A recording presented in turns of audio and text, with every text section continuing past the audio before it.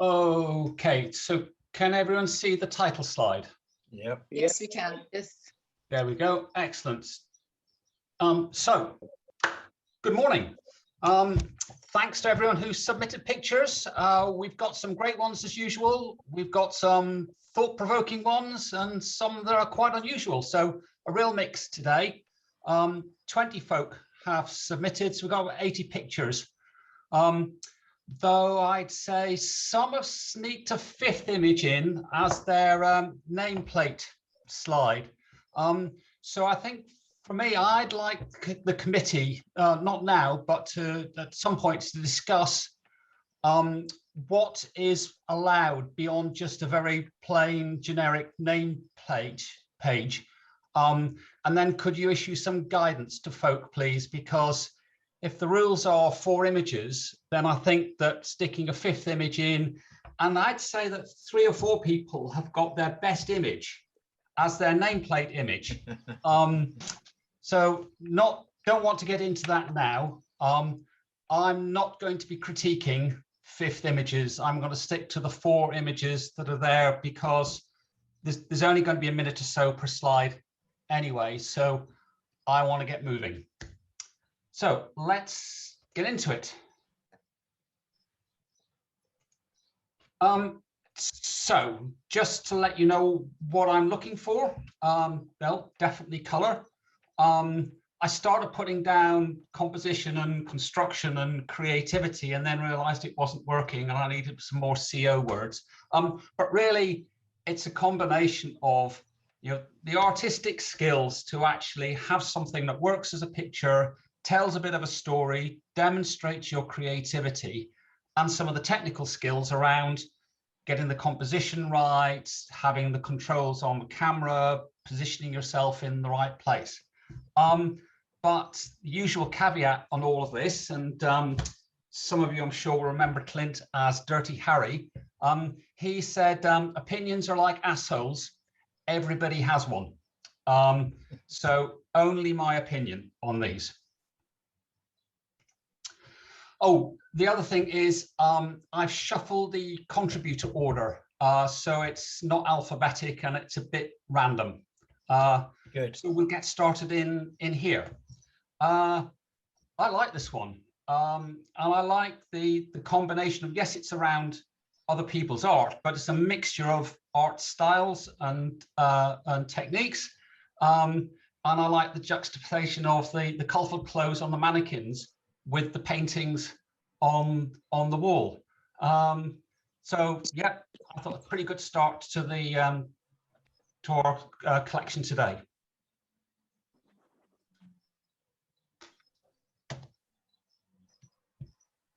So this also other people's art, and I think it suffers from being just a single piece of art. And so yeah, definitely colourful, but oops, sorry, excuse me. Just trying to move out the way. Yeah, that's better. Sorry about that. I'm just rearranging my screen. Yeah, so I think this falls down through the not telling a story beyond the piece of art, beyond the sculpture that's there. So, yes, interesting textures, yes, interesting colors. The eyes definitely catch your attention in the middle of the frame,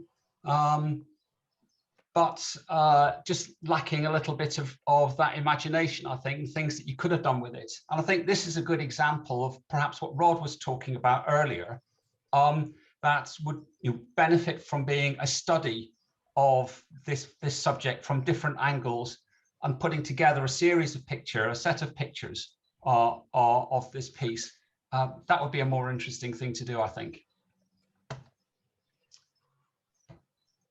So this is quite a fun image. I suspect there's quite a lot of reflections in here, and the colors that.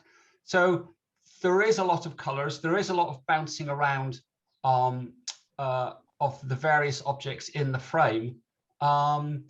So whilst I am drawn mostly to the pink sphere, I think that might have been a bit better positioned. but you know, interesting idea, well seen. Yeah, quite like that.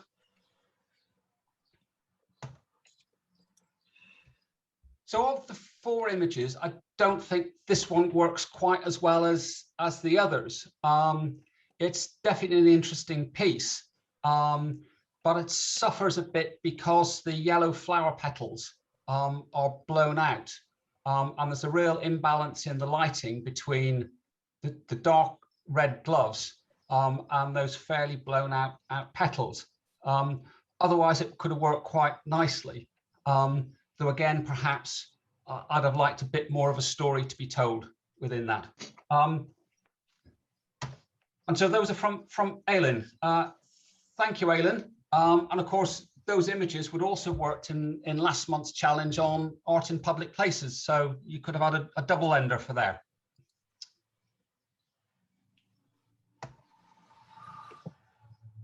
So next we get this really colorful figure. With the pink really standing out against the black background, and that the background really helps to make the figure stand out. So well chosen on the background. It's a little bit of a shame that the brightest colors or the highlights for the picture are predominantly in the bottom, at the bottom of the frame, and the face is a little dark. I'd have been tempted to bring up the face a little bit at least in post-processing. I quite like how she's not quite looking at the camera. And so that adds for me a little bit of mystery as to, well, what is she looking at and what is she thinking about? So that's the sort of thing that you know, I'd be looking for in a picture. And then of course she's using the drinks cans as hair rollers, and well, what is that all about?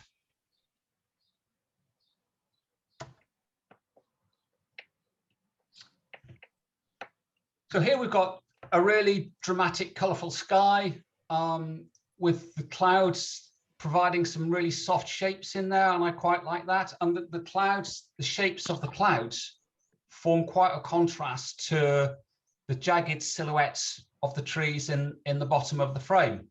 So I think that, you know, the contrast between the hill line and the trees and the clouds works pretty well.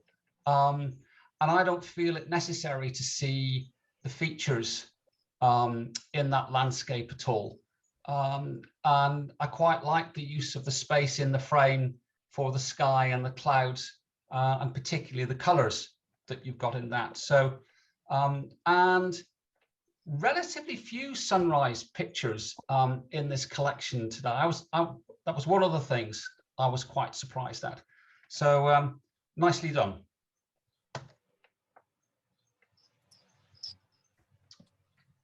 So this is a bit of a contrast to the first picture in this set. So again, we've got good use of color against a very plain background, but it's a gray rather than black in the top right hand or top left hand corner. The texture there is a little bit distracting. It would have been better if it was a completely plain background, but nevertheless, the model stands out well in front of that, and it gives contrast to the picture. You know, the colorful costume works well, and I think you've got all of the essential parts of the costume, and I don't really miss not seeing her legs. I don't think that, well, it's likely that they wouldn't have added very much to it as a picture. So I think you've sort of chosen the framing and the cropping correctly there. Here we have the model looking straight into the camera, which then changes the dynamic compared with the other picture that we have there. And it's a much more questioning look that she's giving us there, particularly with the makeup that she has on her face. So I thought those two work quite well as a side by side, and a bit of juxtaposition there. Very interesting. So this one's just lovely. Some sort of tree frog, hugely colorful. And again, I'm surprised that we haven't had more don't have more animals in the pictures submitted for this month. But this one's an absolute cracker. You could have rotated this into landscape format and nobody would have known. It would have worked equally well. The dark brown on the left-hand side, I think, really highlights and sets off the frog. And the bright image at the background on the right, well, I think that's kind of fine. He stands out well enough, particularly with his legs against the green of the leaf, and absolutely super duper sharp. So really great picture, well done. And those from Kathy. So thanks for those, Kathy. I like those.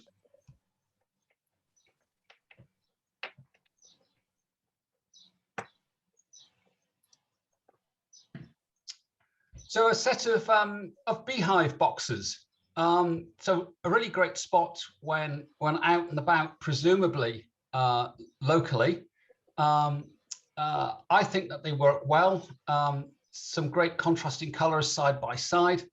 The composition for me works well, drawing you in from the left of the frame right across the frame. And standing out against the sort of fairly dull background of the hedge in the background. I suspect that you could have had quite a bit of fun here, playing around with other compositions, other combinations, maybe in sets of 3 from different angles with those beehives. Then it would have been interesting to work that up as a study, and to see what you could have done and how much further you could have taken this. But yeah, a nice spot and well done.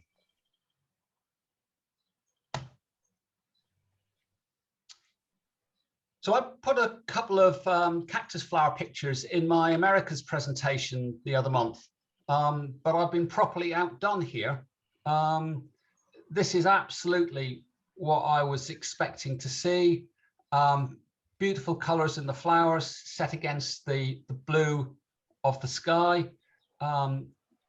Blast of color from everywhere. I like the backlighting, particularly on the flower in the foreground, as we're starting to see a bit of shine from that front flower, and so that works well and really brings out the picture. It's a shame, though, that we've lost a bit of the bottom cactus in shadow, so that could perhaps have been worked up. And perhaps a bit more depth of field, so a bit of a narrower aperture would have helped retain the sharpness all the way to the cactus at the back. But really, really lovely colors. And I know from experience that actually it's harder than you think to get a picture of those cactuses. So that's a nice one. Good job.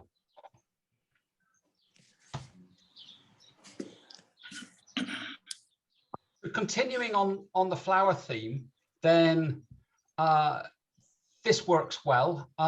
Certainly stands out fantastically well against the background. So chose to isolate the flower very well.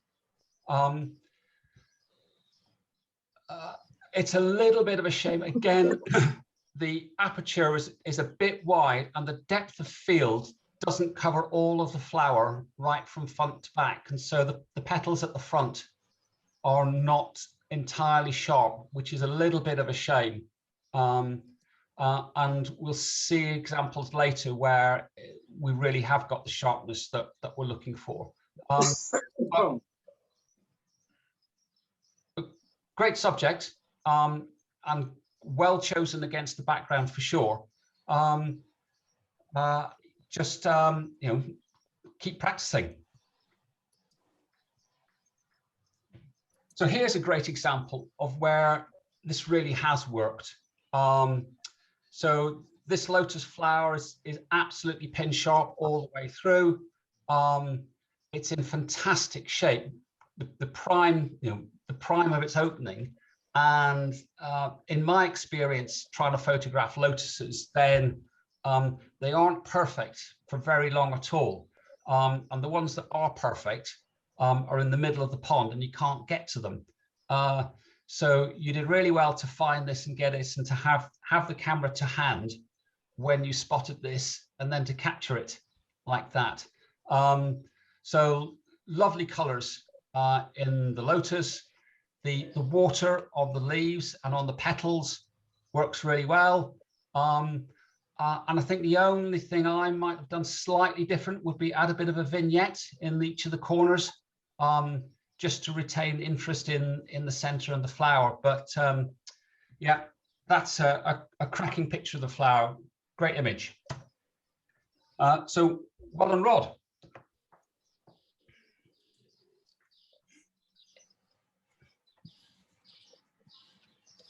So I put up quite a few pictures of church interiors. So I'm glad to see that that someone else also likes these settings.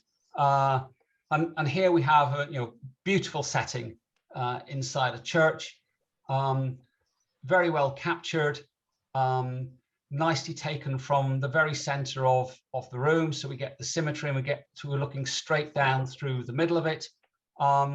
And really get to appreciate all of the colors. The challenge inside buildings, of course, is that with the light coming through the windows, it's hard to get to expose that the windows aren't blown out. And we do have a little bit of that in the top there. But otherwise, there's lots here to keep you busy. And because of the composition, I keep being drawn back to the Christ figure in the middle, which kind of is the point of the painting, I guess. Thank you very much for taking the time to fix the verticals and horizontals. So you get extra points from me for that, if we were adding points for any of this.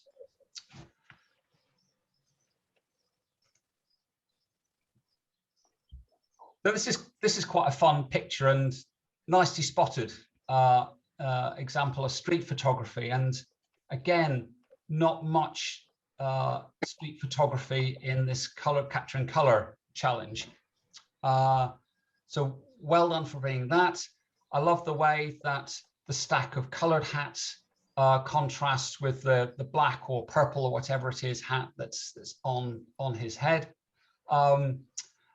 As ever with street photography, the challenge is other people around the subject, and it's a bit of a shame that there's a little bit of distraction in there, and the background's a bit busy, but nevertheless, you have to take it, you have to be there, and you have to take what you can get. So I think that's well done for doing that, and an interesting subject.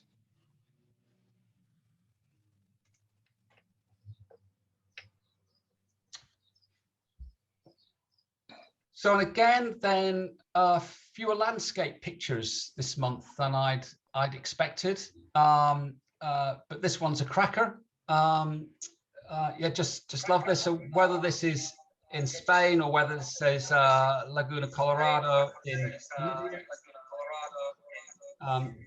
then don't know. It doesn't really matter. Just love the banding effect you get here with the foreground, the red lake, and then the blue sky. So that all works very well. Particularly having cloud form reflected in the lake. Oh wow. Yeah. I'm going to mute everybody. Okay. I think that might be a thing. Thanks, Rod. Yeah. If I can find out where to do it.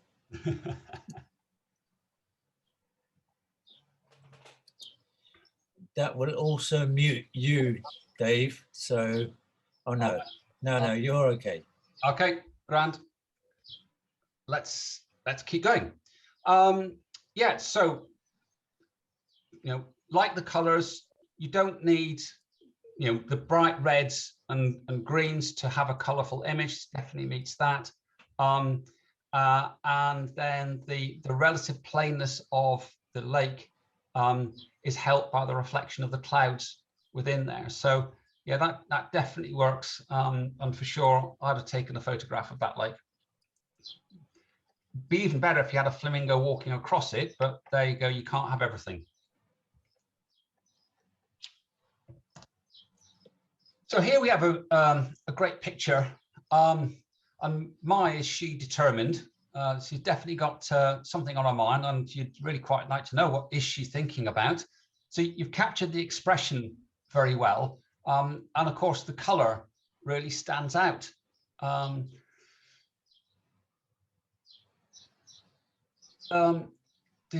Yes, color. Again, with her looking out of the frame and not at the camera, then that changes the feeling of the picture, but works well. And of course, we got everything absolutely sharp here. So very nicely done, well captured.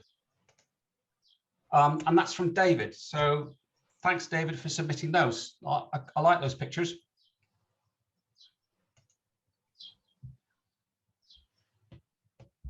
So no surprises for guessing who this is from.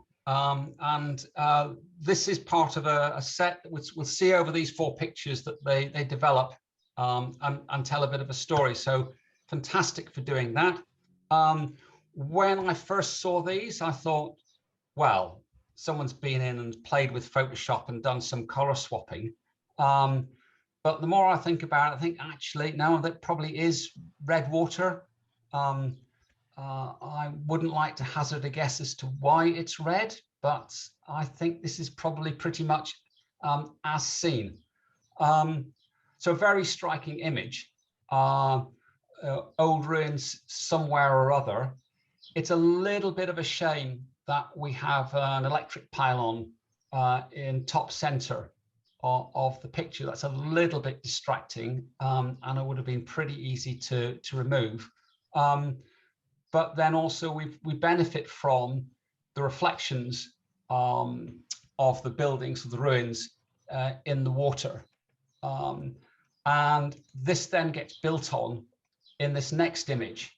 And so we've seen, as we've taken a step towards the ruins, then we have more of the buildings, less of the background, and of course, more of the striking red water and the various textures and patterns in the bed of the bottom of the water. So all sorts of stuff there, and lots of textures in the buildings.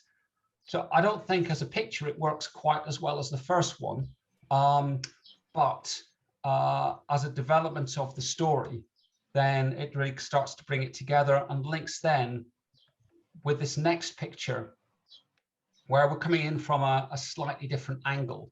And here, the composition is much more striking, with the building on the left-hand side, looking out over the background and the scenery on the right-hand side, on the whole of the bottom of the frame with this red water and building reflected in it. So I like that. I like how the wall is coming out on about the thirds. That works very well for me. And now we've come a step closer again, and we're just totally focusing on the red water, and we've got the hints of the ghost of the building in the reflection on top left.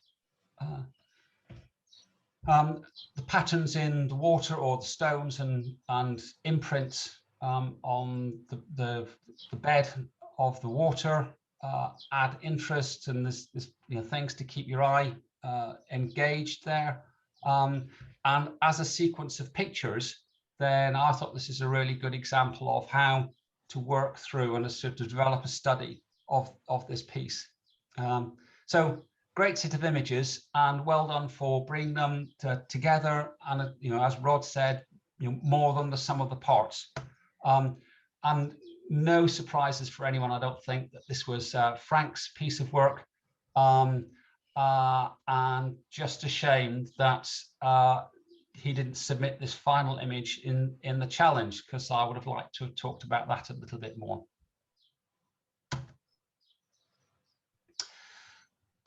So we're moving on, And here we've got another sunset or sunrise. And I just want to have this image framed and put on my wall. It's just absolutely fabulous. And I think that the crop and the composition is absolutely spot on. And I just love the negative space, the minimalist nature of this image. The colors are obviously beautiful. Just enough sea at the bottom to be able to give you some context and the setting for it.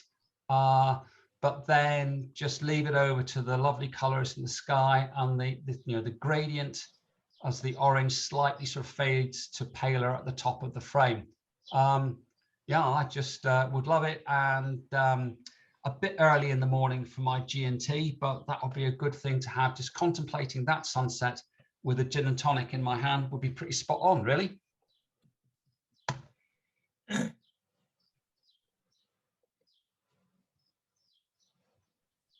So this photographer clearly knows my love of distressed walls and flaky paint on windows. So of course I'm going to love this picture. I love how it's all pastel tones, and that just really works here, I think. The blues in the window set off against not just the pale wall, but the greens and oranges in the ivy that's growing around it. And then the whole of the colors are just set with soft lighting. So it's clearly taken on in the shade or on a cloudy day. So we don't have the harsh lighting and harsh shadows. And that's really worked with the softer tones in the paintwork. It's a bit of wondering why there's a block in just below the window that's not covered with ivy. What happened there? I might have been tempted to get the clone stamp tool out and stamp that ivy across there, but nevertheless, a great picture, lovely and straight, lovely and sharp, and some really nice colors. So very, very nicely done.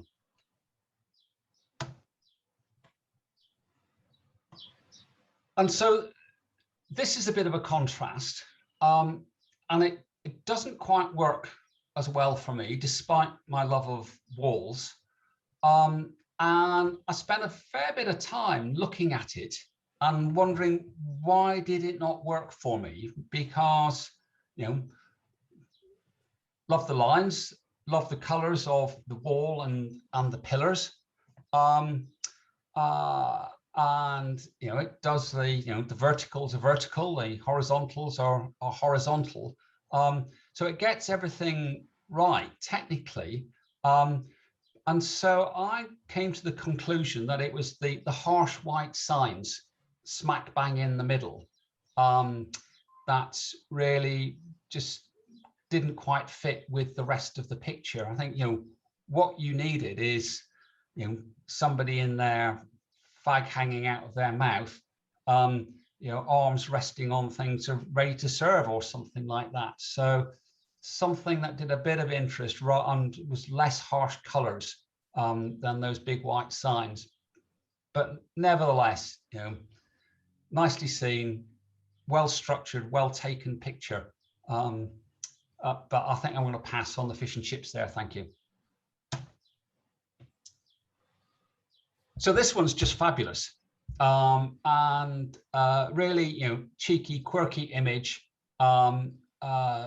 Great juxtaposition of yellow socks and yellow egg custard. Absolutely tells a story. Work's done for the day. What am I going to have for my pudding? So, and of course, with the yellow socks in particular, standing out against the greys and the blacks, and the toes on the feet pointing towards the screen, well structured, well taken, nicely done, and definitely made me smile. Thank you for that. So thank you for Rob. Some really great pictures there. Love those.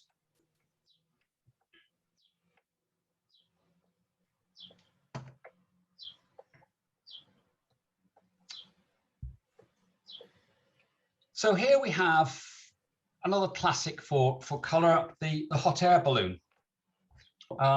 And it's great. I presume taken in a sunny day in Switzerland.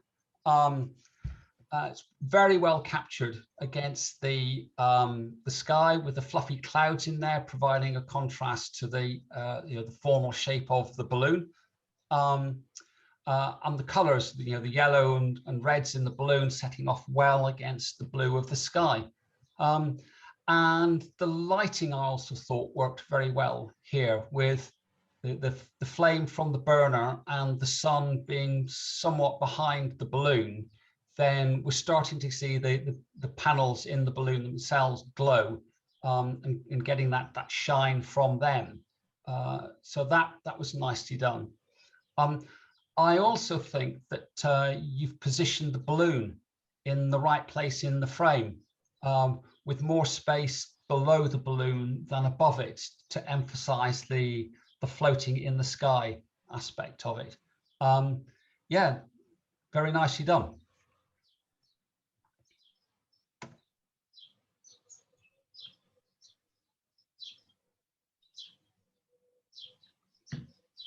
So this is very well done here. So very pretty flower, lots of colors, and again, set predominantly against a sort of a dark green background, so that the natural vignette then holding the eye in the center of the picture on the flower. The actual flower, well, it's a cluster of flowers. It's quite busy. The sharpest piece is right front and center, so that's exactly where you'd want it. It is, though, a bit of a shame that that depth of field, that sharpness, doesn't carry all the way through. But just interestingly done. The other thing with the flower picture is that to the left of the flower, then there's a white patch pretty much left center, and the orangey brown leaves at the bottom right then are a little bit distracting, and if you got into Photoshop, would be fairly easy to damp down, and would really leave the flowers standing out against the background. But very nicely spotted, nicely done. Just needs to be a little bit sharper, but good job.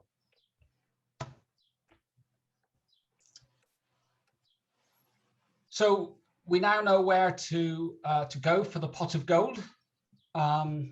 It's that terraced house just along there. Can't get more classic colors than the rainbow. And again, I like the way that the picture is devoted to the rainbow and the sky, and that there's just enough of landscape at the bottom of the frame to give you the context and the setting, and you don't need more than that. Clearly there's been some rain, and so you get a bit of shine off the buildings of the water on the buildings, and that works well, and the contrast between the dark roofs and the brighter walls in there. So a fairly simple picture, fairly simple composition, but I think it works well and well taken. I like that.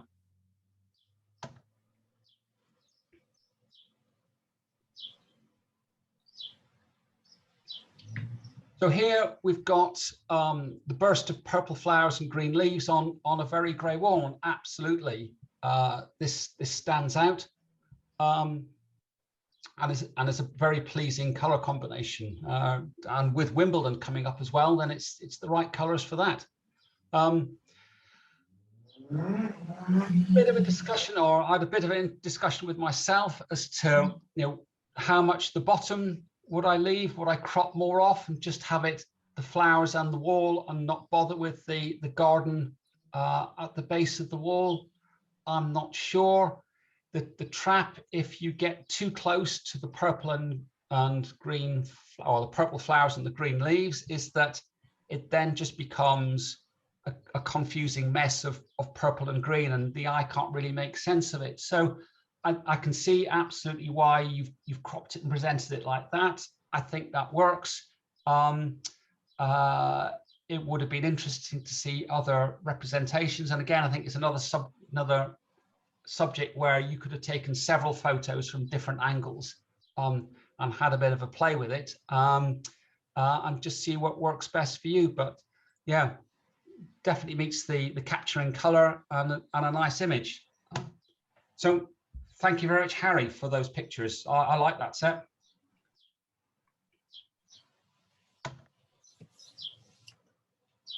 So different tack now for this set of pictures. And rather than an image of a colorful object, these pictures use colored lighting to provide the atmosphere and to provide the color. This one, definitely, it's interesting. I'm not quite sure what story it's trying to tell me. But the blue lighting of the bar and the purple lighting on the wall to the right of the bar work well. For me, it's a little bit of a shame that there's a blast of white light in between the blue and the purple. And that detracts a little bit, as does the purple building behind the bar structure. And there's a power line that you may or may not be able to see on over zoom. That detracts a bit. However, it's definitely a good idea, and some fantastic colors in here. And again, to the right of the purple, we have the green leaves. So we've got that purple and green classic combination again. So again, it's another one of these where, fantastic idea. I'm glad this has been submitted. But I'm wondering whether, a couple of paces to the left might have worked better as a picture than this. But anyway, it is, a good idea and nicely submitted and good to use the lighting that's available. So here we've got a picture of an empty disco or a nightclub. Perhaps it's a sign of the COVID times, no throng of partygoers. And so perhaps blue is the right metaphor for the sadness and loneliness of an empty disco. Or maybe not. Maybe that's just the way my mind works. The pattern is, are interesting, and I like the way that we have different textures on the walls, and the wall in the background at the center then draws the eye and keeps the attention in there. But actually, this image really needs to be paired with the next image to make the most sense of it. And so if we move on, then we see how just changing the colors completely changes the feel of the picture. It may not work so well over zoom, but if I sort of flick back on 4, then you should be able to see that the camera is absolutely not moved at all. And all that's changed is the lighting and particularly the color of the lighting. And I feel that the mood of the picture is completely changed through this lighting. I'd say I preferred it over the blue picture, but that's, I think, is just because the red's a bit more inviting than the cold shades of the blue. And if I was displaying this in a gallery, I'd want it on an electronic screen where I was just flipping backwards and forwards between those two pictures. So really interesting combination. And nicely seen and nicely worked out that was something that could be done. And so continuing here, then again, we're sort of continuing with this theme of using the lighting to set the color and to set the tone of the piece. This is a sort of appealing to the Dave, a frame within a frame, as we have the blue pillars outlining the structure in the background, or whatever it is. So it's nice how it sets the tone for these things. Excuse me. It's a little bit of a shame about the silhouette of the palm frond in the middle. But short of going out and cutting that palm frond down, I don't think there's very much that you could have done about it. So you end up where you've got well worth taking, and interestingly spotted. So nice one, Rod. Thank you for doing that. A very different way of interpreting the capturing color challenge. Thanks for that.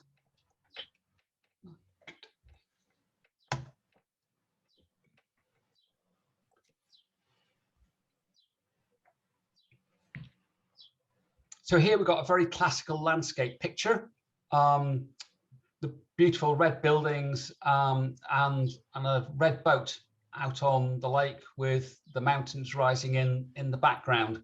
Definitely the sort of place I'd like to go, and definitely the sort of picture I'd like to take.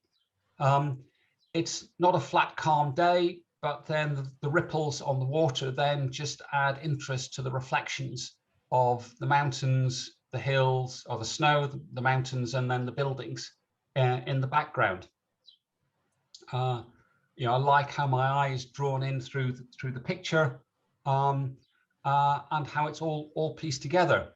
So glad to see that there's more lake than sky. I think that's where the interest is. So overall, a very well structured image, nicely captured.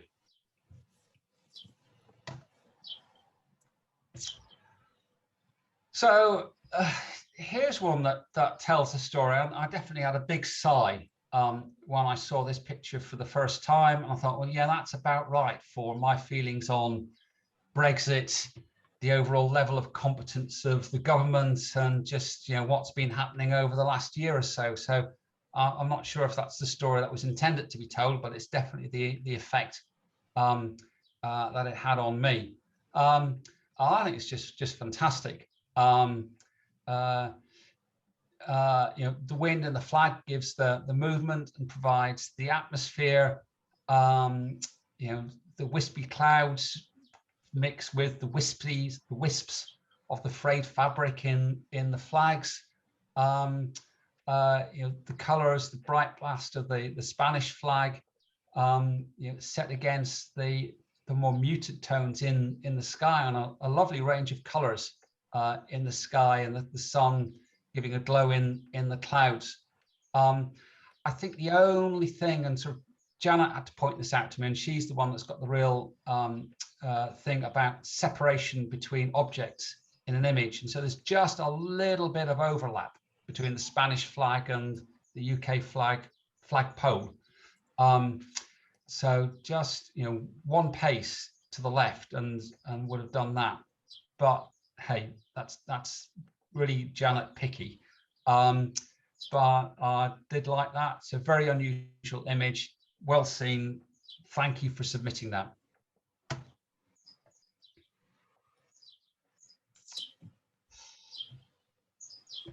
So didn't we have a through the window challenge? Well, this could work for that. And how fabulously colorful this is. Back to the comments around, well, was the photographer inside the shop looking out or outside the shop looking in? And what about the reflections in there? And I think, for me, there are some reflections of people outside, and smack bang center, I think there's the reflection of the photographer in there. And that just adds a little bit to the story, as we discussed in the previous challenge. And for sure, the more I look at this picture, then the more I see in it. So yeah, nicely done, well taken, and exactly from the right place. It's another good image.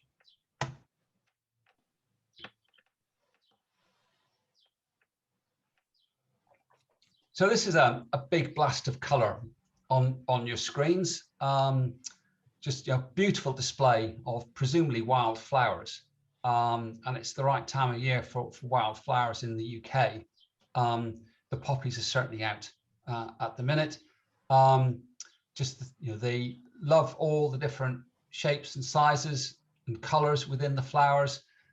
The three big red poppies really stand out, and they sort of form a sort of triangle of structure that form the base of the picture, then that the other flowers fit around. It's there is quite a lot of looking around. There's a lot to see in this image, but somehow it works for me. Perhaps it reminds me of sort of 70s album cover or something like that, but just love it. Yeah, very nicely done. So thank you, Jean. A very varied set of pictures, and well up to your usual standards. Thank you for those.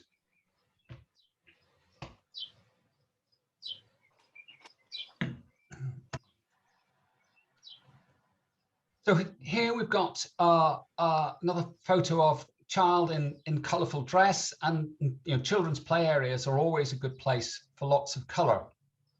The girl's clearly enjoying herself, but I think this is a photo, and it's there's been a challenge with this picture, and I think that it was probably down to being indoors with relatively poor lighting. And so you've had to have quite a long shutter speed in order to get the exposure, and quite a high ISO.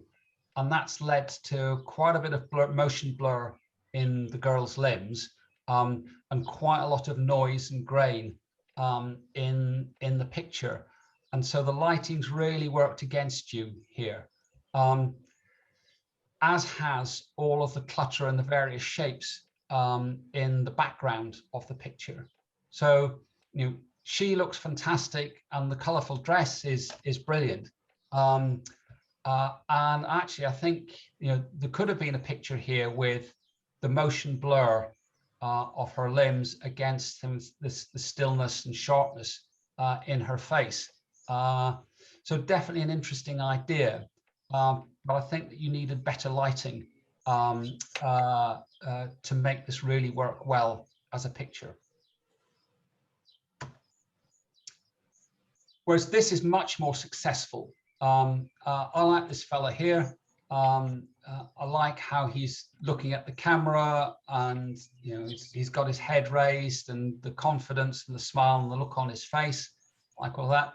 Clearly the costume is fantastically colorful, and so it's quite easy to engage with him and to appreciate what's happening here.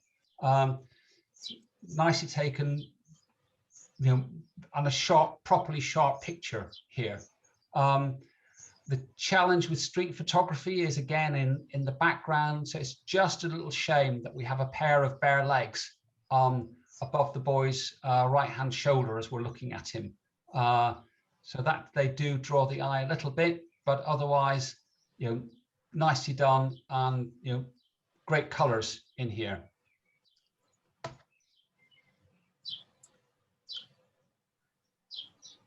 So again, a little bit of a surprise, we've not got more street signs in the Capturing Color Challenge here.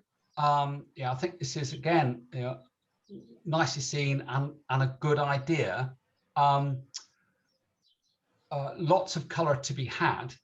For me, though, the left-hand side is a little bit muddled and confusing, and actually not necessary for the picture. And if you sort of cropped off that piece on the left-hand side right up to the red vertical, the vertical with the red background and the yellow and then the white letters on there, then you'd have had essentially 3 columns of different colors that could have formed, quite a strong structure for a picture. So interesting observation and a great idea, I think, but with slightly different cropping, could have been even better in there.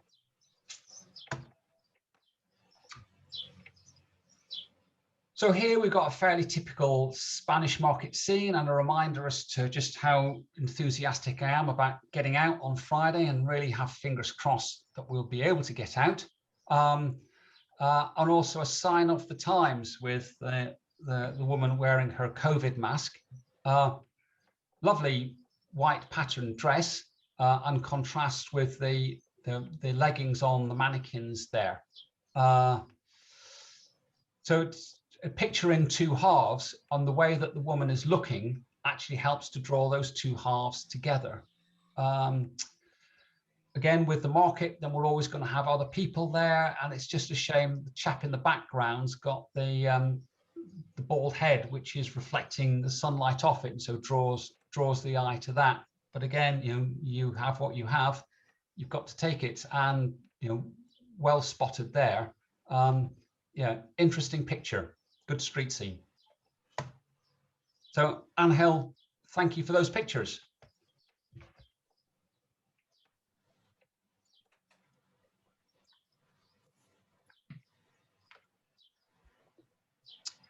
So here we've got a really interesting idea for a picture. And it could have been submitted as an action challenge as well, I think, as it looks like the photographers captured the boy in the act of bursting the bubble. You can just see some drops of the film of the bubble bursting above his head. So we see some streaks just above his head and hands there. The biggest patch of color in the photograph, though, is the green of the grass and the hedge or the bushes in the background. But because they're in the background, they're not sharp and they're not the subject of this photo. So there's a kind of imbalance for me in this picture between the action but not very colorful subject and the blast of color in the background. And then I noticed that the film of the balloons, particularly in top left corner, some wonderful colors as we see the light refract around the surface of the bubble there. So for me, this is a picture of that bubble and the colors that are within that. And for this challenge, that might have been more successful. But until you take this picture, then you can't see what the other picture is. So, interesting, and a good try.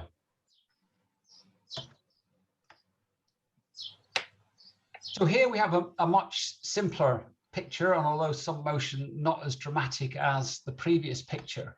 And the photographers got the entire rainbow spectrum covered between the reds in the float to the blue of the sea and sky.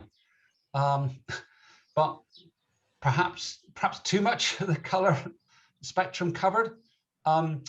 Definitely not being helped by the harsh lighting here, which is causing some blowout of the highlights in the boy's shorts and in the floats. And although there's motion happening with the waves breaking, then I'm not really sensing the drama in the photograph. I am, however, intrigued by, at the bottom of the picture, there's just the hint of a reflection of the boy's shorts in the shallow water as the wave recedes off the shore. And so we get a bit of reflection there. And I wonder if that could have been a stronger picture, just with the bottom half, his shorts and legs and their reflection in there, and just keep the colors down to those greens against the relatively muted colors in the shoreline. So again, interesting, but I think you've not quite nailed the right picture within that, or from me at any rate, or perhaps opportunity for a stronger picture with a bit more of a simplified composition. I think it's probably a better way of doing it. Now, I think this is a really, really clever photo, and I clearly have no idea what the photographer intended by taking this picture, but the story for me, I think it's brilliant. And I love the artist workshop, and we have color absolutely all around. We have completed paintings. We've got the easel set up ready for a new painting. We've got the bright colors around. We've got some beautiful light coming in from the background, rich colors of the desk and the wood. And then slap bang in the middle, then we have a blank canvas. And so it's just, I really like that story. All that colour is ready to be transferred onto that blank canvas that's been put there. So no idea if that's what the photographer intended or not, but that's the story that sprang to my mind. So this is my favourite of this set of paintings, and one of my favourites of the challenge overall. So thank you for painting such a vivid story for me. So this picture definitely made me smile. And how could you not with the smiling M&M figures? Clearly, lots of scope for colour here. So just a couple of thoughts as to how you might make it even stronger. And of course, the first challenge is composition. So clearly, there's a row of these M&M figures, and it's always very hard to get the balance between what's in the frame and what's not in the frame. I think it's a little bit of a shame that we don't have all of this yellow figure, and we're just missing part of his foot here. And then conversely, we have a white foot on the left-hand side of the frame, and perhaps a thumb or something in the bottom left-hand corner that we could definitely do without in this image. And then secondly, so I think, composition, again, think about how you might compose this picture and structure the picture. And also you've had to use a very wide aperture on this picture, probably because of it was indoors and poor lighting. But the wide aperture has given you a shallow depth of field. And so, yeah, we have this yellow M&M character in focus and sharp, but that he's the only thing that is sharp in this picture. And so a smaller aperture and a higher ISO, if need be, would have given you more focus further through the frame here, and that would have helped you as well. But nevertheless, a really lively set of pictures. Thank you, Leanne. I'm always going to think of you like this as an M&M character now.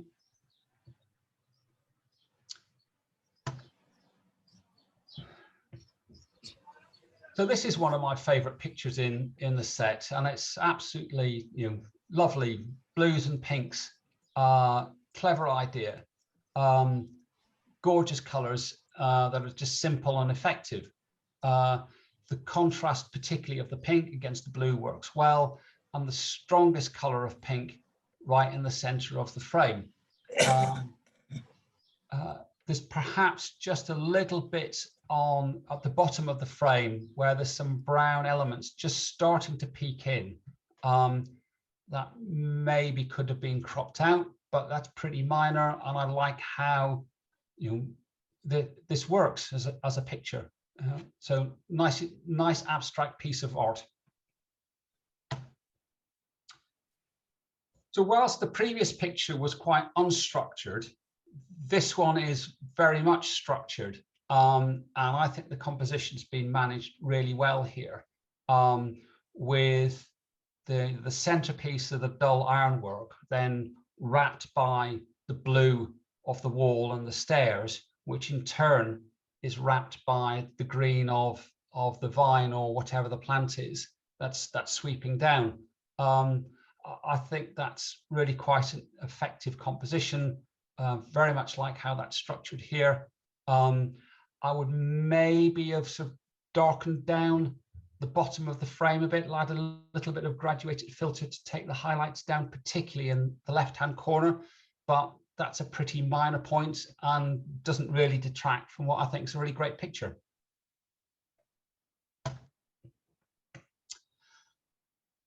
I think the only thing to say here is cheers.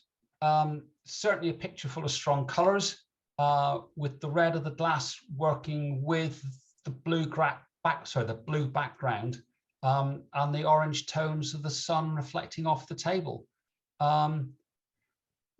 Don't think there's really very much for me to say other than nicely captured, good, well spotted, good to think about.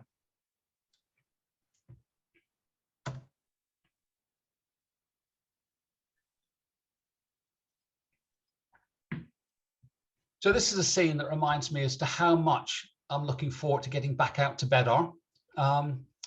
So, you know, the colors of the building, absolute classic for this part of Spain. And then there's the contrast with the colors of the more modern and much brighter reds of the figure on the scooter.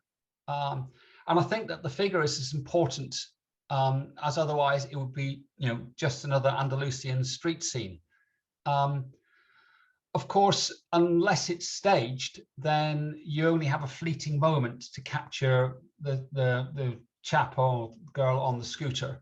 And so it's all very well for the likes of Cartier-Bresson to spend a long time planning their spontaneous shots to get the decisive moment. But you need a lot of practice to be able to do that. And I think you've done okay here. It works. Perhaps him coming into the frame from the right-hand side might have worked even better. But, you know, nicely seen and well taken. So thank you, Rommella. That was some nice pictures there.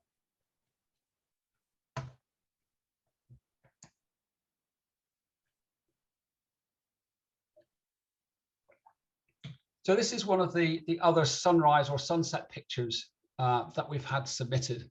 And so whilst you've not had the really sort of vivid orange and red colors in your sunset, you have been lucky with the recent rain, which has provided then the reflections on the tarmac as we're looking out over the airport. And again, we've got, which is then given the, you know, pulled out the dulls of the tarmac with the reflections from the sky and particularly the clouds in there. And that's possibly the most effective part of this picture. The planes add a bit of mid-ground interest, but they're relatively dull and quite small within the frame. And they actually somewhat hide and detract from the mountains in the background. So you've been unlucky in some ways that it's not been a bright orange EasyJet plane that's been, you know, more front and center, or that we've just been able to look at the incredible mountains and scenery in the background. So a nice try, you know, and definitely worth taking. I'm a little concerned by there's a bright line of something on the left-hand side of the picture, which is a little bit distracting, and it's a bit of a shame about the red lines. But otherwise, you know, a nicely seen and nicely taken picture. It'd be even better if you'd been able to wander freely around the airport. Then I'm sure there'd be more, but they don't like you walking around airports. So, bluebells in the wood at springtime. Well, and who can resist those colours? The challenge with wildflowers, as we sort of seen before, is in finding a composition that really works. And with the swathe of flowers, then what do you include and what do you not include? And what about the extraneous stuff on the ground? And how do you arrange the trees so that they aren't just a jumble?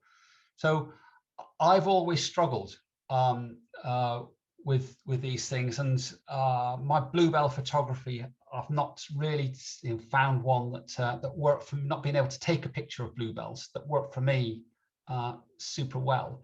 And this, I think, illustrates some of the challenges here. So whilst this is a nice woodland scene, I think that I'd like you to have got a bit closer in on the bluebells, and so we'd have made more of those lovely purple and yellow colors, purple and green colors, I'm sorry, within that. So yes, this color, but I think it would have benefited by you getting in closer and focusing more on the bluebells themselves.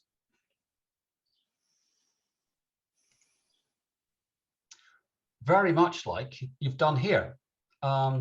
So I've really liked how you've captured not just the gentle color tones and the transition of colors and textures within this flower.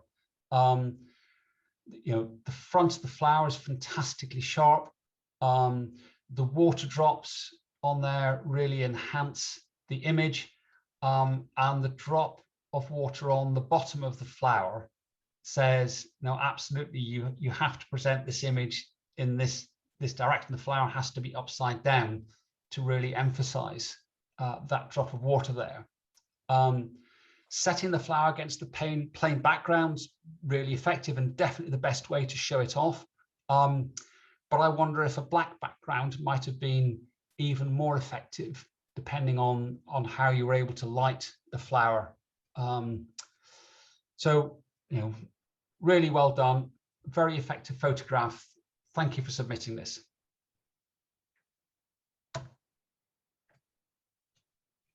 So here you have gone for the dark background with the flower, and it kind of makes my point about bringing out the flowers even more clearly. And again, the colors are nice, and clearly the subject has plenty of potential. And the challenge for me is that this is just not sufficiently sharp.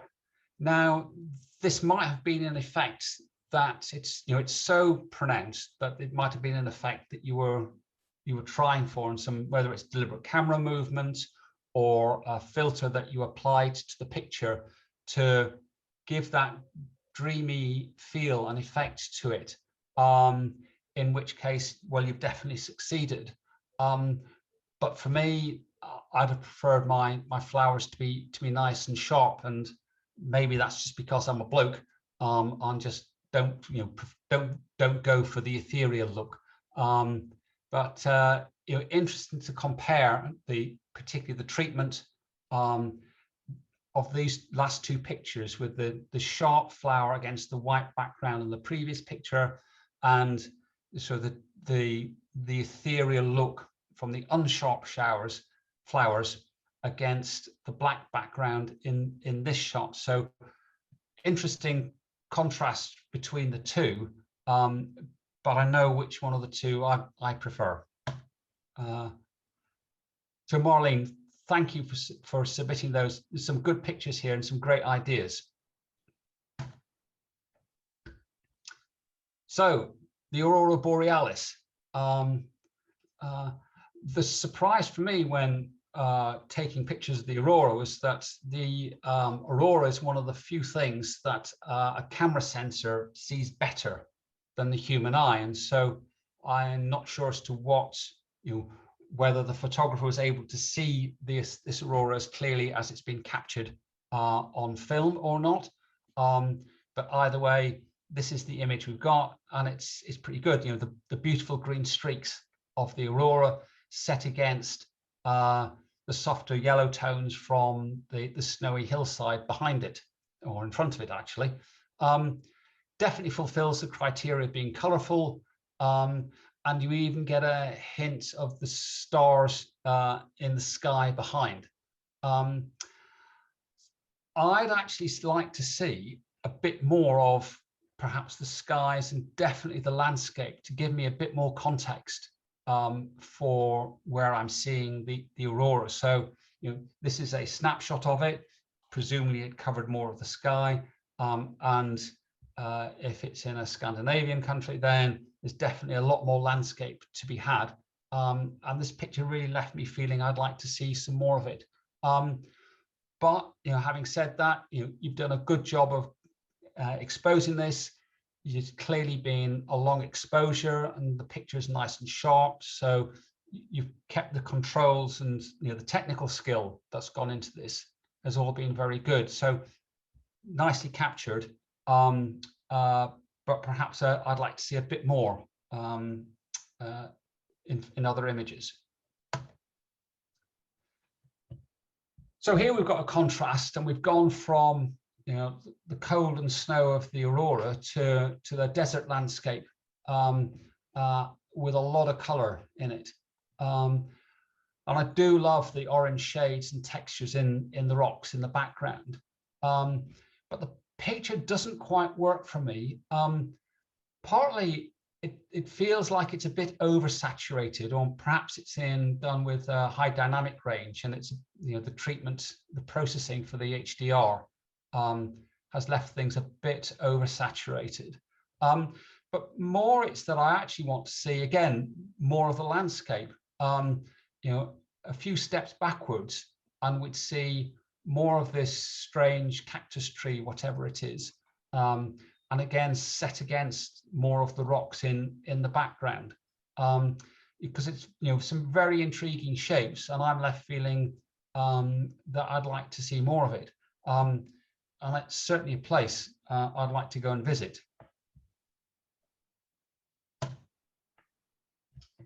Now, talking of places I want to go, this is very, very high up the list. So I think that this is taken in Antelope Canyon in the US, in Arizona, I think. And I have seen some pictures of these rocks before. And this is just absolutely stunning. I just, you know, love the curves and the textures and the shapes that the rocks form. And you know, the photographer's done a great job of capturing it, keeping it sharp. The light, I guess, will be extremely challenging with it coming in from the top of the canyon, and you're looking in, you know, across perhaps. I just, you know, just intrigued to be there. You know, and even the composition with the wall of rock on the left forming a natural frame for the picture, and then the crest of the rock running along through in the middle of the picture, leading up to the, you know, to the light coming in at the top of the frame. So very, very much my kind of picture. I am intrigued as to how much you've pushed the reds in here to enhance it. I think that is a very colourful place naturally, but quite that red, I'm not sure. But either way, very much my kind of picture. And now the opposite end of the colour spectrum, quite literally. And so I don't know if you sort of deliberately chose to go through primary colours in your submissions with the greens, the reds, and now the blues. But here we go. I just love the minimalism in this picture. You know, the rocks, possibly Cabo de Gata, but perhaps elsewhere, and it really doesn't matter. A long exposure has been used here because we have, you know, the smooth surface of the sea and just the whitening of where the waves would have been breaking. And then if we look up to the clouds, then we see that there's the streaking effect in the clouds as the winds push the clouds across as the exposure's been going on. And then, you know, probably taken in the blue hour, but again, I suspect the blues have been pushed in this image, and that just adds to the moody effect caused by the long exposure. So again, a very, very effective image, nicely taken, you know, good technical skills in composing and exposing the image here. And then in the post-processing, it's all been enhanced. So well seen, well thought through, and well executed. Janet, there's some really lovely pictures there.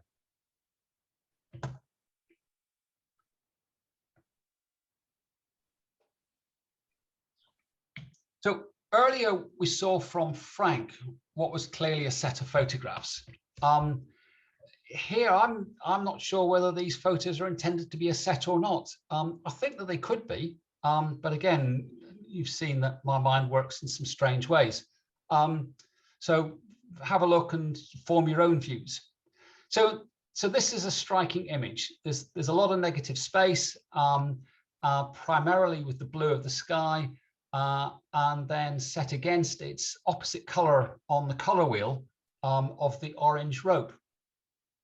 In a big and untidy knot, and so we have those simple shapes, and then the geometric pattern of the ceiling tiles and the wall of the building. So I'm intrigued by this. So is it structured? Is it not? The only shame for me is the steel fastening on the left-hand edge of the rope. I would much have preferred it to have been, you know, rope all the way across with that orange there. And so we then get to this next image, which again has a rope going across the frame, but this time the rope's a washing line and it's in the center of the frame, and the colors provided by the clothes that are on the washing line. I'm always okay with a picture of a wall, but perhaps this is a bit plain even for me.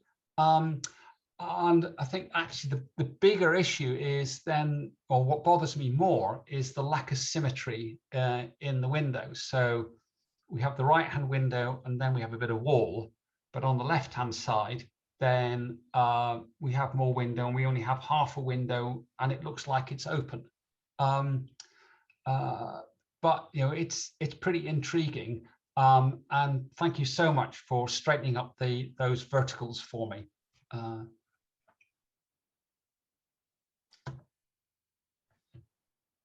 And so here again, I see echoes of that first picture, only this time it's rotated through 90 degrees and we have the white wall instead of the blue sky, and we have a green wall instead of a yellow wall.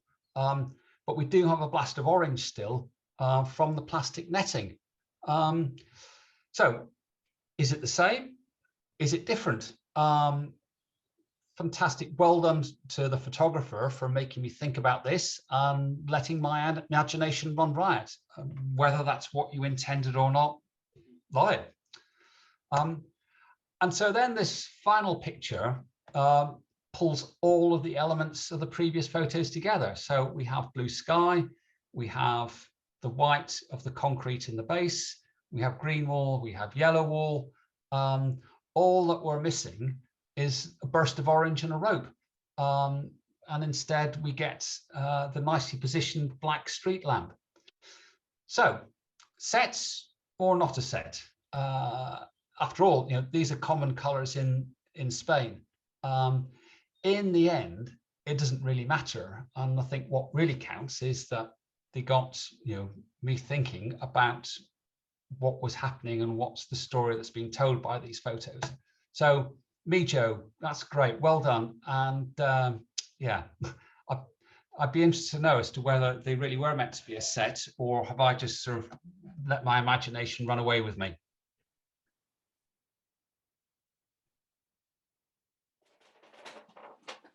Are you there, Mijo? No. Oh, of course, there was no Frank earlier either, was there? Okay, well, Yeah, okay, I'm there. I'm back. Are you back? So, yes. Did you mean those to be a set? Yes. Yes, excellent. Two sides, the colors, everywhere is orange. Then the lines, balls, all four of them. Oh, good. Well, I'm glad I got that right then. Thank you for those. Thank you.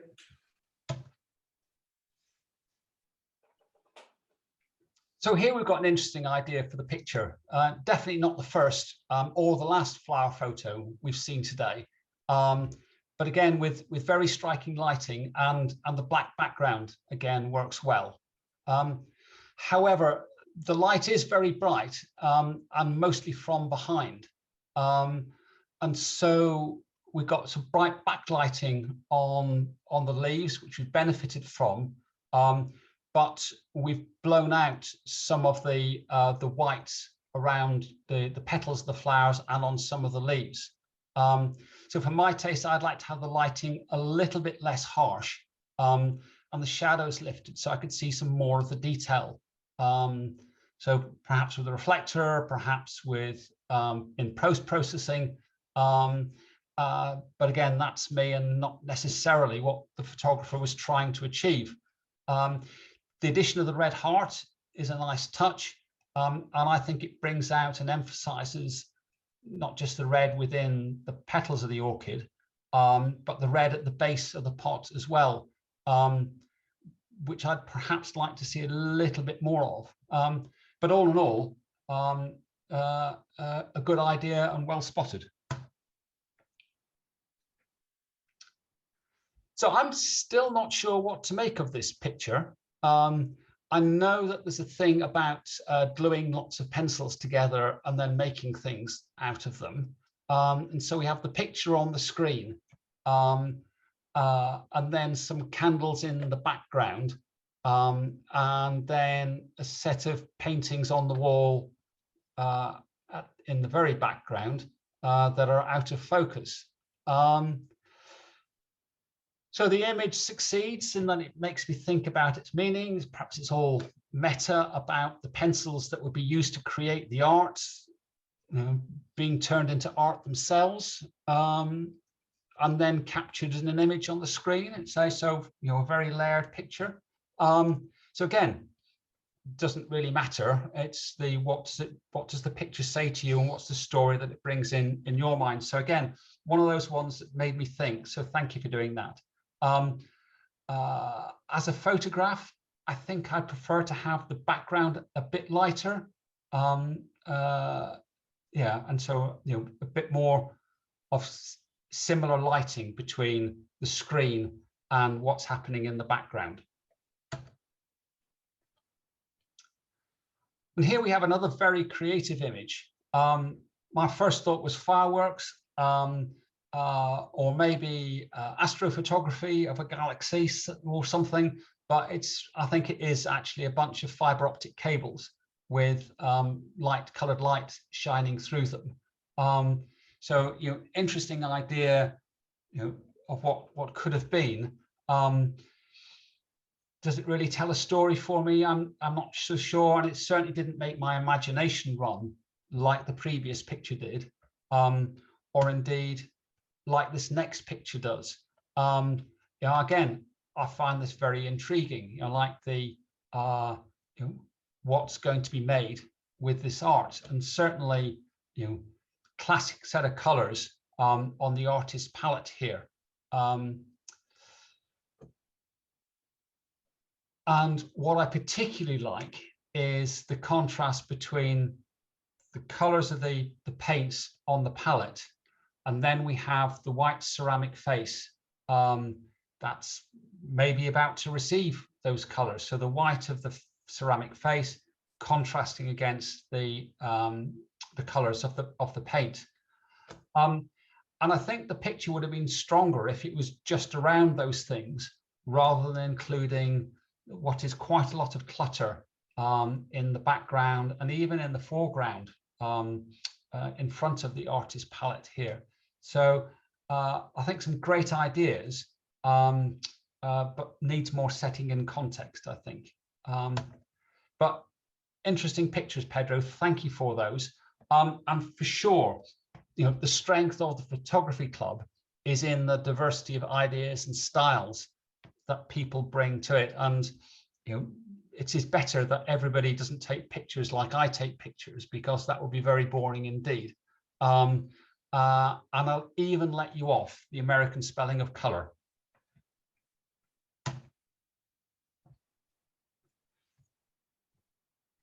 So probably this one picture is enough to tip you off as to who the photographer is here. And this picture is the inverse of many that we've seen today, where we've had the blast of color in the center of the picture. And here, the center is fairly dull tones, and the blast of color is all around that.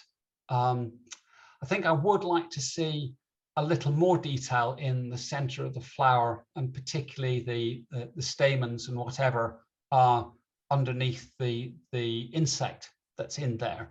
And the focus of this picture is very much the insect rather than the flower itself, which then is a challenge, because just above the insect then is the very front of the flower, and so we have a slightly blurry line just above the insect, which slightly detracts from what is a very colorful image, and really quite striking.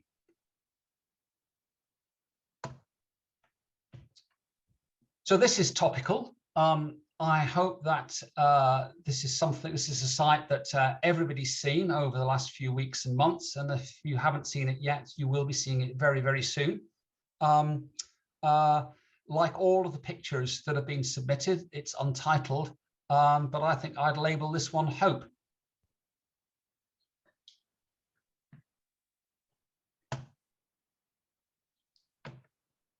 So here we have some more beautiful orchids, and again, just love the soft colours of the orchids set against the fairly muted tones in the background. The front edge of the petals of each of the 3 central flowers is absolutely sharp and in focus, and the 2 flowers on the left hand side and above it then are sufficiently sharp to retain interest and detail. So I think that the depth of field and the focus here has been very well managed. Ideally, I'd have liked the whole of the flower on the center left side to be in the frame. So we've just had a bit of a crop. We just lost the left-hand edge of that left-hand flower, which is a little bit of a shame. But I know from experience that flower photography, it's very difficult to get a sensible composition and the right inclusion and exclusion of flowers within there. So yeah, it's just a very nice photograph and nicely managed. And as for this one, it's best for me just to shut up and just leave this on the screen while just everyone takes in what a stunning, stunning picture this is.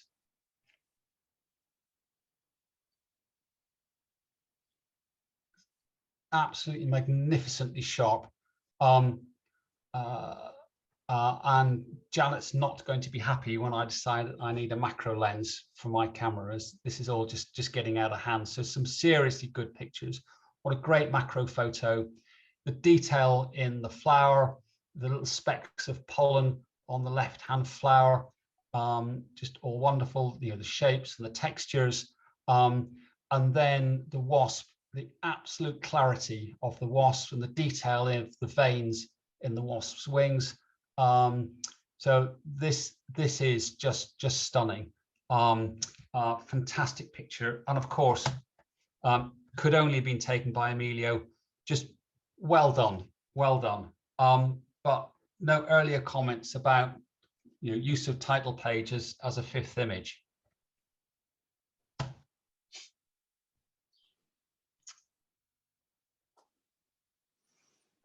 So here's a classic photo, and I had wondered if we get a lavender field as one of the submitted images.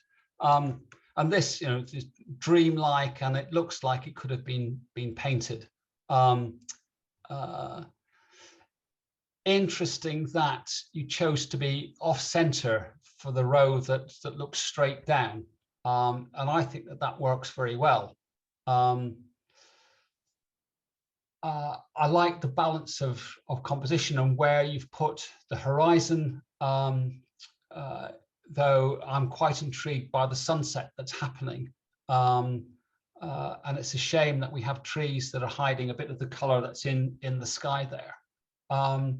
Of course, you need something to be at the end of the rows of lavender, and you don't get much control as to what you see there. It's not the best, but equally not the worst. The house is quite interesting. I've more of an issue with the on the left hand side, the half a house that you can see there. So a bit more clutter than you'd ideally like in the background, but it's very, very nicely done. And just because it's a cliche, it doesn't mean you should have it in your portfolio photographs. And so here we have another classic picture and classic combination of sunflowers stretching off to the horizon. And here we've got just the field of sunflowers. So absolutely well done for getting complete flowers in both the bottom left and right hand corners. And I like the way that the petals of the flowers again are backlit. They really do shine brightly. However, the backlighting means that the centers of the flowers are somewhat dull. And in fact, the green of the leaves is also quite dull. So perhaps this is a deliberate choice, but I'd have been sorely tempted to bring up the shadows a little bit more, and to turn up the vibrance, or to dial up at least the green, so I get some more punch in the green. And of course, then the other classic with sunflowers is to get Emilio close, right into the center of the flowers, and pick up some of the geometric pattern of the seeds within the flowers.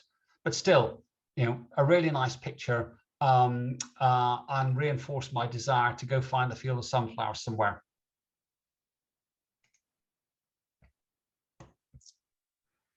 And so completing then the flower set here, then we have the red poppies. My attempts to photograph poppies have ended up in frustration, as how do you get a meaningful composition with these poppies? And they're quite frustrating, because with the beautiful shade of red, then you'd think that they would take a fantastic photo. But like many of my pictures of poppies, this doesn't quite work for me. Firstly, there's only a small part of the picture, the big poppy, that's in focus. And that's sort of despite using a smallish aperture and wide angle lens. So you must have been quite close to the poppy to get that detail in. And then secondly, although there's bright sunshine, the center of the poppy is in shade, so I can't quite see the detail in the center of that one poppy that's in focus that I'd like to be able to see. So perhaps you could have got below the poppy and have it placed against the clear sky, or perhaps looking down from above and contrast it with the green grass. Don't know. Like you, I feel that there is a picture here, but I don't feel that this is, and this is only my view, I don't feel this is quite it. But Rachel, sorry I didn't like the poppy, and definitely a change from your usual pictures, which is great to see. So thank you for those pictures.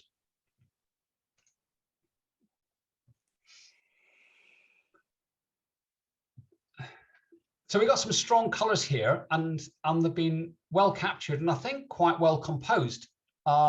The gondolas are very sharp, and the hazy clouds in the sky. So there's a sense of stillness I get from this picture, which is odd given that the gondolas are supposed to be moving.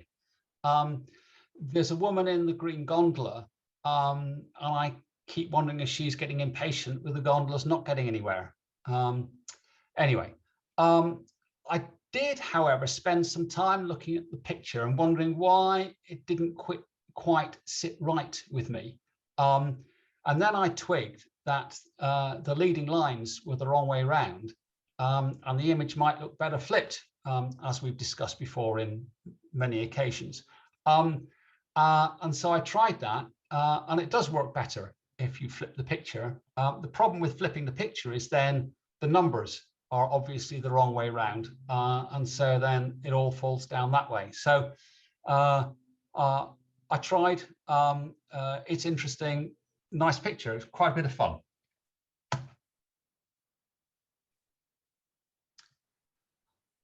I like the rainbow effect of the colors here. The kayaks standing out against the dull tones of the jetty and the water. And my instinct would have been to have captured pretty much the same shot. Technically, it's well done. But I am left wondering a little, what's the story here? And perhaps there's another image from lower down with more of the lake or the water visible, and hence more of the story as to where you might go in these kayaks. So, intriguing and colourful, and a nice image. But again, I wonder, just, is there another picture that tells more of a story? So here we have different kayaks or paddle boards or whatever in a different place. And overall, I think that I prefer this picture to the preceding one. And probably it's the blast of red in the middle of the image that really sets this off. Though again, we've got the kayak set against dull tones of sky or water or whatever it is. And I'm intrigued by what I assume is drops of water on the red kayak. I think these might have made an interesting picture, an interesting abstract composition in their own right.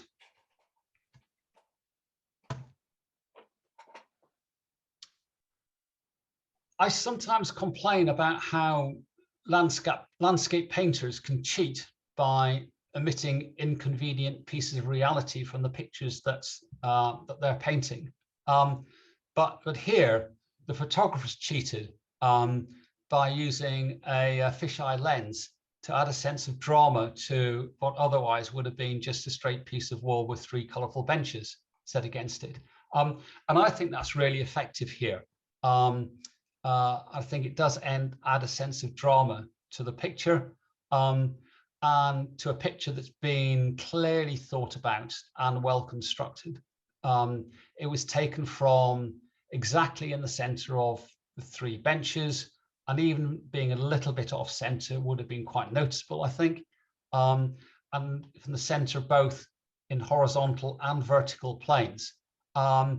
It's very symmetrical, and we see the same amount of wall on both sides.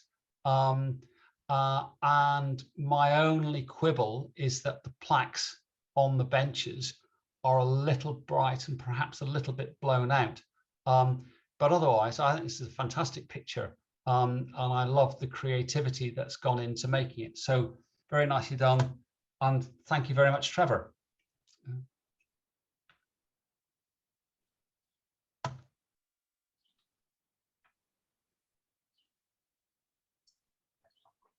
So now into the final set of pictures.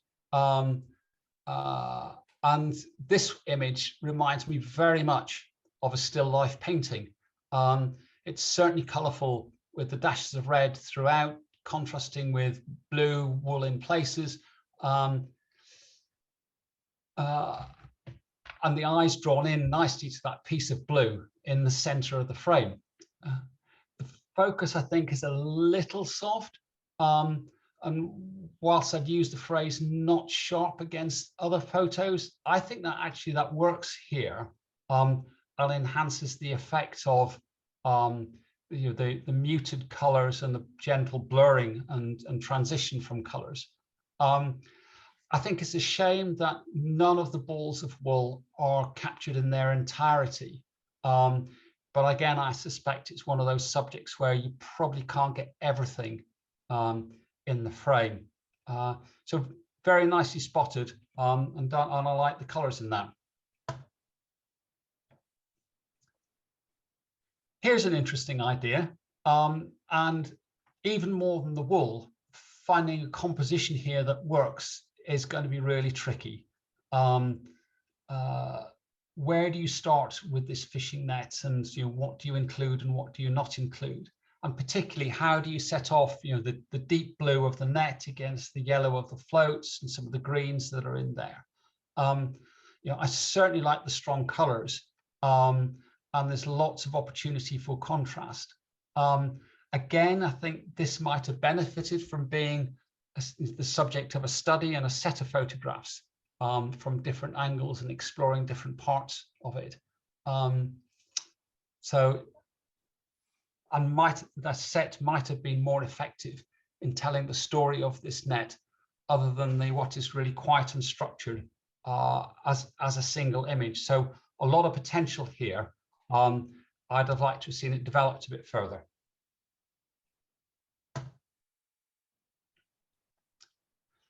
Now, this is a good idea, especially when we get to see the next picture, which is part of it, again, part of a duo. So it's clearly taken in a church or somewhere with a strong stained glass window. And we've all been tempted to take these. And it's been exposed for the light coming through the window rather than any of the surrounding wall or ceiling, and I suspect it's a ceiling that's come through here. So it's well done. You've got all of the window in there. However, I think that there are a couple of things that would improve it still further. I don't think you are exactly in the middle of, directly underneath this when you took this picture. It's not quite symmetrically round. It's slightly squashed oval, and we're missing a little bit of the windows on the bottom right corner. And then if you could just have removed the red lights that are shining on the 45-degree angles around just in the inside rim of the picture, then that would have enhanced it quite a lot. But very nicely spotted, well exposed for sure, and quite intriguing when set against this final picture of the set, which I would guess is what you see on the floor from the window that we saw in the previous image. It looks like it was a very interesting floor with all the carvings and the lettering on it, and then the lighting that's shining on it then adds to the image and brings it all out in a way, and in a very different way from the traditional way of capturing this floor. I even like, and particularly like actually, how we have a letterbox effect and shape for this picture, whereas the other was essentially circular. However, we're a bit at an angle for this letterbox, and I would like to have tweaked it, and probably from being more in the center of the picture when I've taken it to enhance the symmetry. So perhaps a step or two to the right when you took this image. But I think this pair of images is very well seen and work well together as a pair, and so very nicely done. So thank you, Goran, for those images. I thought you came up with some very creative ideas here. So that's then all of today's photos. So a really good set. Thanks to everyone who submitted pictures. Thank you. Thank you. Yeah. Thank you so much, Dave, for your comments. No, well, thank you, Aileen, for your pictures. I like your pictures. It's some good ones, yeah? Thank you. Some interesting ideas presented in this challenge. Yeah. No, what I liked about it was the fact that it was original. You know, there were original takes on everything. Yep. You know, it wasn't the usual sunsets and sunrises and lots of flowers, and yeah, I think that was very good. Now, some very creative ideas. And as I said, that's the strength of this club, is that not everybody takes photos like I would take photos, and that's yeah. No, it's very diverse, very interesting for that. Yeah. So, all right, yeah, that's recorded.